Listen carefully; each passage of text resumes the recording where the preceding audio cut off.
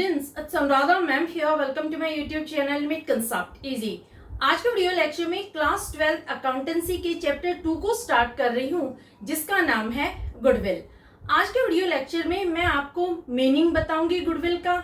इसके साथ साथ मैं आपको characteristics of goodwill, nature of goodwill, need for goodwill and factors affecting goodwill, ये सारे टॉपिक डिटेल में एक्सप्लेन करूंगी।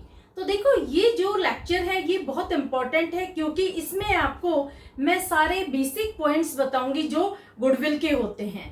आखिर गुडविल होती क्या है ये आपको पता होना चाहिए, क्योंकि आगे जो चैप्टर्स आप पढ़ेंगे उसमें आपको गुडविल के वैल्यूएशन की रिक्वायरमेंट होगी।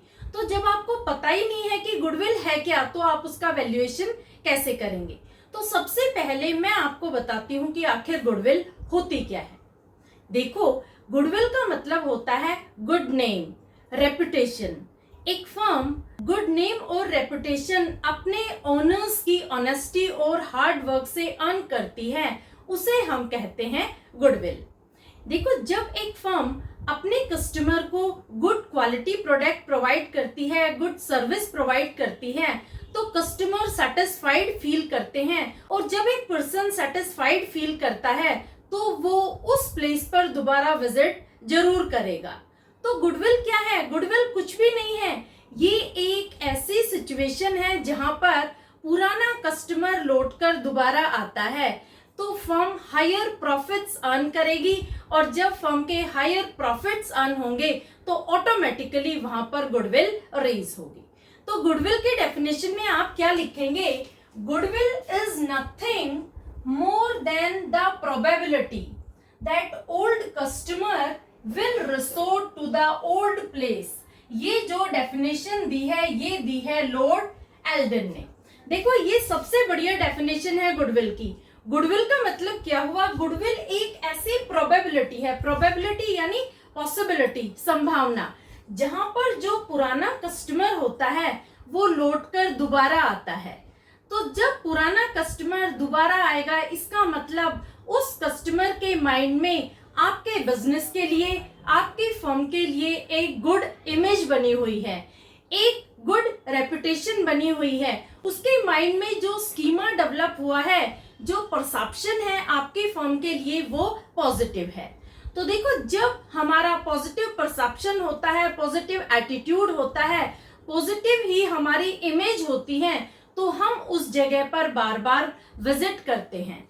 जैसे देखो, सपोज आपको वुडलैंड के शूज और वुडलैंड के क्लोथ्स बहुत पसंद है, तो जब भी आपको रिक्वायरमेंट पड़ती है शूज और कपड़ों की, तो आप बार बार वुडलैंड के शोरूम पर ही विजिट करेंगे, क्योंकि आपके माइंड में वुडलैंड के लिए एक गुड इमेज बनी हुई है कि यहाँ से जो प्रोडक्ट हम परचेज करेंगे वो बेस्ट क्वालिटी का होगा, रीजनेबल प्राइस का होगा, और यहाँ जो भी लोग हैं वो बहुत अच्छी सर्विस प्रोवाइड करते हैं।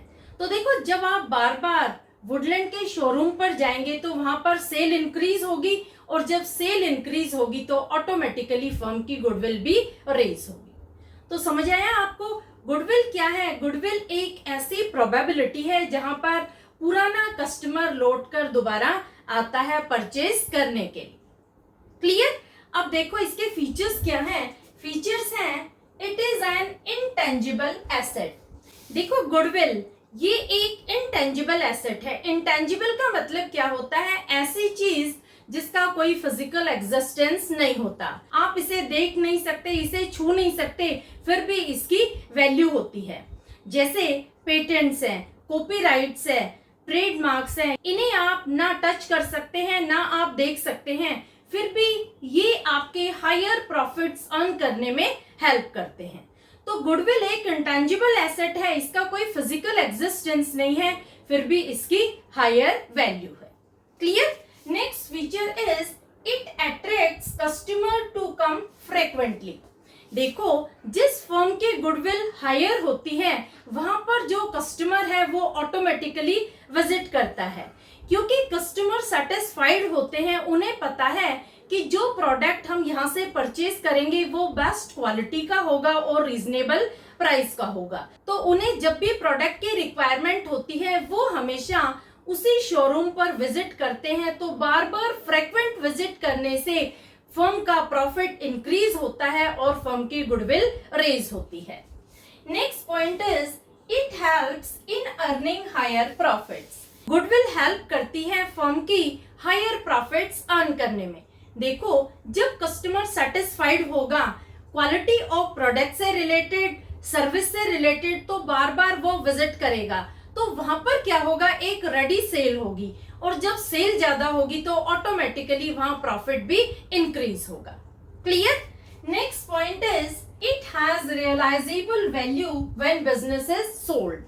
देखो, गुडविल ये एक वैल्यूएबल एसेट है। जब बिजनेस को बेचा जाता है तो गुडविल की पेमेंट मिलती है। जो बिजनेस के एसेट्स हैं उसकी तो वैल्यू मिलती ही मिलती है, इसके साथ साथ गुडविल की भी एक बहुत अच्छी वैल्यू मिलती है। अगर बिजनेस बहुत ज्यादा रेप्यूटेड है, वेल नोन बिजनेस है, तो गुडविल की भी हाई वैल्यू होती है। इस वजह से हम कहते हैं कि गुडविल एक वैल्यूएबल एसेट है, क्योंकि इसकी रियलाइजेबल वैल्यू है। Next point is it is not a factitious asset. देखो, ये बहुत इंपॉर्टेंट है। बच्चे यूजुअली क्या मिस्टेक करते हैं, वो सोचते हैं कि जैसे गुडविल इंटेंजिबल है, ऐसे ही फैक्टिशियस एसेट भी इंटेंजिबल है, तो ये दोनों सेम है। नहीं, ये बिल्कुल गलत है।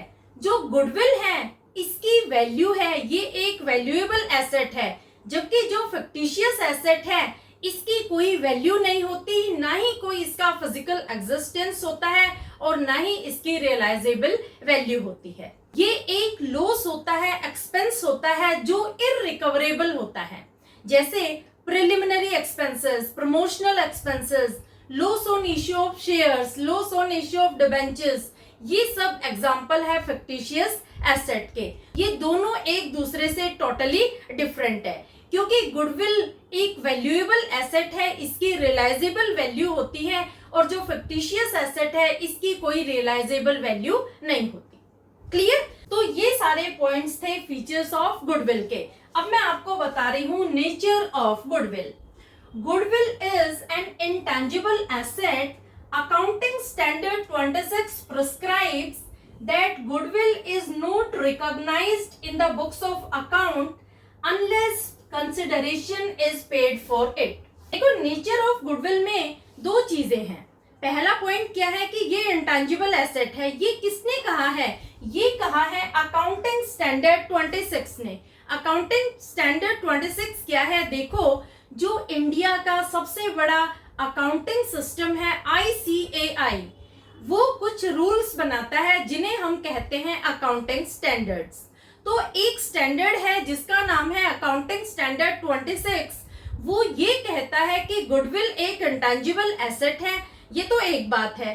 दूसरी एक बात और कही है इस स्टैंडर्ड में कि गुडविल को हम जब तक रिकॉग्नाइज नहीं कर सकते बुक्स ऑफ अकाउंट में, जब तक कि कंसिडरेशन यानी इसके लिए पेमेंट ना की गई हो। यानी हम बुक्स ऑफ अकाउंट में परचेज्ड गुडविल को रिकॉर्ड करते हैं, सेल्फ जनरेटेड गुडविल को रिकॉर्ड नहीं करते। ये दोनों क्या होती है, ये मैं आपको नेक्स्ट वीडियो लेक्चर में डिटेल में बताऊंगी। अभी सिर्फ आप इतना समझ लो कि अकाउंटिंग स्टैंडर्ड 26 प्रिस्क्राइब करता है कि हम गुडविल को जब रिकॉग्नाइज करते हैं बुक्स ऑफ अकाउंट में, जब इसके लिए पेमेंट की गई हो, यानी जब गुडविल को परचेज किया गया हो, तब ये रिकॉर्ड की जाती है बुक्स ऑफ अकाउंट में। क्लियर? तो होपफुली यहां तक आपको समझ में आ गया होगा। अब मैं आपको बता रही हूं नीड फॉर वैल्यूइंग गुडविल। आखिर क्या रिक्वायरमेंट है, क्यों हम गुडविल का वैल्यूएशन करते हैं? तो देखो, 6 चीजें हैं जो आपको याद रखनी है। 6 सर्कमस्टांसेस में गुडविल के वैल्यूएशन की रिक्वायरमेंट होती है। पहला पॉइंट आता है when there is change in profit sharing ratio among existing partners. देखो, जब बिजनेस के एग्जिस्टिंग पार्टनर्स के रेशियो में चेंजेस होते हैं, तब गुडविल का वैल्यूएशन किया जाता है। जैसे देखो, 2 पार्टनर हैं A और B, दोनों का इक्वल प्रॉफिट शेयरिंग रेशियो है, तो वो कहते हैं कि नहीं, फ्यूचर में हमारा रेशियो होगा 2:3, तब हम वैल्यूएशन ऑफ गुडविल करेंगे। तो पहला पॉइंट क्या है कि गुडविल का वैल्यूएशन जब होता है जब एग्जिस्टिंग पार्टनर्स डिसाइड करते हैं फ्यूचर में प्रॉफिट शेयरिंग रेशियो चेंज करने के लिए। दूसरा पॉइंट आता है when new partner is admitted. जब बिजनेस में कोई नया पार्टनर एडमिट होता है तब भी गुडविल का वैल्यूएशन किया जाता है। इसी तरह से व्हेन अ पार्टनर रिटायर्स और डाइज, जब कोई पार्टनर फर्म छोड़ के या दुनिया छोड़ के चला जाता है तो दोनों ही केसेस में गुडविल के वैल्यूएशन की रिक्वायरमेंट होती है। जब पार्टनर फर्म छोड़ता है तो उसे हम कहते हैं रिटायरमेंट ऑफ अ पार्टनर, और जब पार्टनर दुनिया छोड़ जाता है तो हम उसे कहते हैं डेथ ऑफ अ पार्टनर। तो दोनों ही केस में हम गुडविल का वैल्यूएशन करते हैं। Next point is when partnership firm is sold. जब बिजनेस को बेचा जाता है तब भी गुडविल का वैल्यूएशन होता है। Next point is when two और मोर फर्म अमलगमेट। अमलगमेट का मतलब होता है मिलना। जब दो या दो से ज्यादा फर्म मिलकर एक बड़ी फर्म बनाती है तब भी हम गुडविल का वैल्यूएशन करते हैं। जैसे देखो, दो फर्म है एक्स एंड वाई, दोनों अमलगमेट होती है और एक नई फर्म बन जाती है एक्स वाई लिमिटेड, तब भी गुडविल का वैल्यूएशन किया जाएगा। और लास्ट पॉइंट है when firm is converted into company. जब हम पार्टनरशिप फर्म को एक कंपनी में कन्वर्ट करते हैं तब भी गुडविल के वैल्यूएशन की रिक्वायरमेंट होती है। तो ये 6 पॉइंट आपको याद होने चाहिए, इंपॉर्टेंट पॉइंट्स हैं कि गुडविल के वैल्यूएशन की हमें रिक्वायरमेंट कब होती है। क्लियर? अब मैं आपको बता रही हूँ फैक्टर्स अफेक्टिंग गुडविल। कौन कौन से ऐसे फैक्टर्स हैं जो गुडविल को अफेक्ट करते हैं। तो सबसे पहला पॉइंट आता है एफिशिएंट मैनेजमेंट। देखो, जिस फर्म का मैनेजमेंट एफिशिएंट है, कॉम्पिटेंट है, कैपेबल है, तो वहां पर फ्रीक्वेंट सेल होगी, ज्यादा से ज्यादा कस्टमर्स वहां पर विजिट करेंगे और वहां प्रॉफिट ज्यादा होगा। तो ज्यादा प्रॉफिट होगा तो वहां पर ऑटोमेटिकली गुडविल भी रेज होगी। दूसरा पॉइंट आता है फेवरेबल लोकेशन। देखो, अगर बिजनेस एक कन्वीनियंट प्लेस पर, प्रोमिनेंट प्लेस पर लोकेटेड है तो वहां पर कस्टमर के लिए इजी टू रीच होगा, ज्यादा कस्टमर वहां विजिट करेंगे, फ्रीक्वेंट विजिट होगी कस्टमर्स की, as compare to business located at remote areas. देखो, आपने अपना बिजनेस शहर में लोकेट किया है और एक दूसरा बिजनेस रिमोट एरिया यानी गांव में लोकेटेड है, तो कौन सा बिजनेस फेवरेबल होगा? ये ऑब्वियस है कि जो बिजनेस आपका सिटी में लोकेटेड है वहां पर ज्यादा कस्टमर आएंगे तो वहां सेल भी ज्यादा होगी as compare to business located in village. तो अगर बिजनेस की लोकेशन फेवरेबल प्लेस पर है तो वहां पर ऑटोमेटिकली गुडविल रेज होगी, क्योंकि ज्यादा कस्टमर आने से वहां पर सेल इंक्रीज होती है, और जब सेल इंक्रीज होती है तो फर्म हायर प्रॉफिट अर्न करती है जो गुडविल को रेज करती है।